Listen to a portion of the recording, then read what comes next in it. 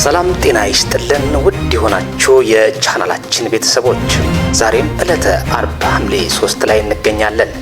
ለዛሬም እንደ ወትሮ ሁሉ ያሰናዳነውን ተአማኒነት ያለው መረጃዎች ይዘን ቀርበናል።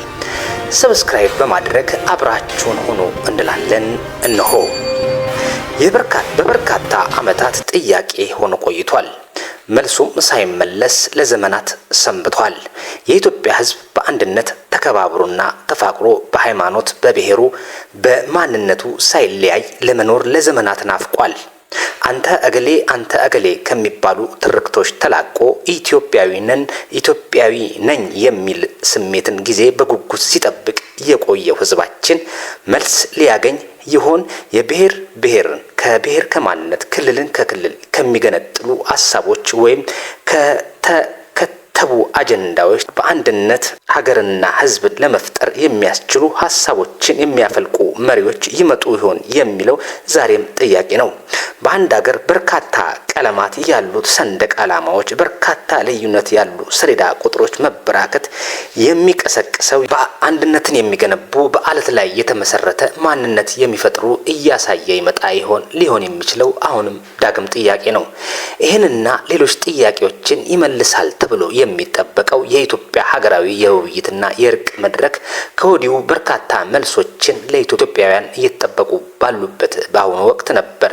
ትናንት ሐምሌ 2 ቀን የሕዝብ ተወካዮች ምክር ቤት በሀገራዊ ምክክርና እርቅ ማግስት ወይም ውጤት በኋላ የምክር ቤቱን አደረጃጀትና እንዲሁም የሕገ መንግስቱ ላይ በርካታ እርምቶችና መሻሻል አድርጋለሁ ያለው ጉዳዩ የሁሉንም ኢትዮጵያዊ ዘንድ ትኩረት ያገኘ ቢሆንም ሕገ መንግስትን ማሻሻል ወይንም መለወጥ የሁሉም ኢትዮጵያዊ ስምምነት ነው ወይንስ የጥቂት አካላት ፍላጎትና ምኞት ነው የሚለው ሌላው ጥያቄ ነው።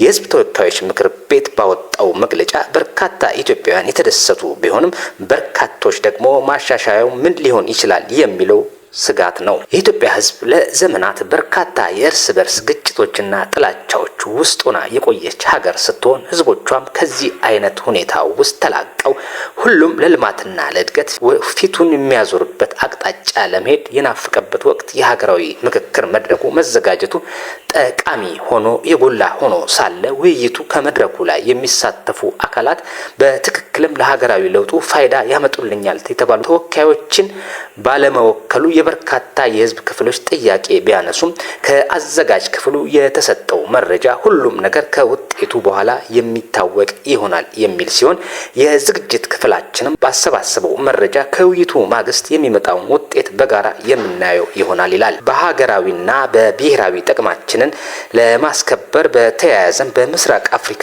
ቀጠና ፈጣን እድገትና የኢኮኖሚ ልማት ላይ የምትገኘው ኢትዮጵያ በቀጠናው እያስመዘገበች ያለው የሰላምና ጸጥታ የበለጠ ሊሰራበት ይገባል በማለት የፌዴራል ፖሊስ ኮሚሽነር ደመላሽ ወልደ ሚካኤል ገልጸዋል። ቀጠናው ከወንጀልና ከጦርነት ህገወጥ የሆነ የጦር መሳሪያ ዝውውርና ለጦርነትና ለግጭት ከሚጋብዙ ማንኛውም አደጋዎች ለመጠበቅ እንደሚሰራ የኢጋድ ሊቀመንበር የሆኑት ዶክተር ወርቅነህ ገበየሁ ከፌዴራል ፖሊስ ኮሚሽነር ጋር ባደረጉት ስምምነት ገልጸዋል። ኢትዮጵያ በአሁኑ ወቅት በርካታ ግጭቶችና ጦርነቶች መንስኤዎች በሆኑ ጉዳዮች ተከባ ያለች ሀገር ስትሆን በውስጥም ሆነ በጎረቤት ሀገራት ለሚፈጠሩ የሰላምና ጸጥታ ጉዳዮች ከኢጋድ ጋር ለመስራት ትልቅ ኃላፊነት መወጣት እንዳለባት የኢጋድ ሊቀመንበር ዶክተር ወርቅነህ ገበየሁ ገልጸዋል። ሰላም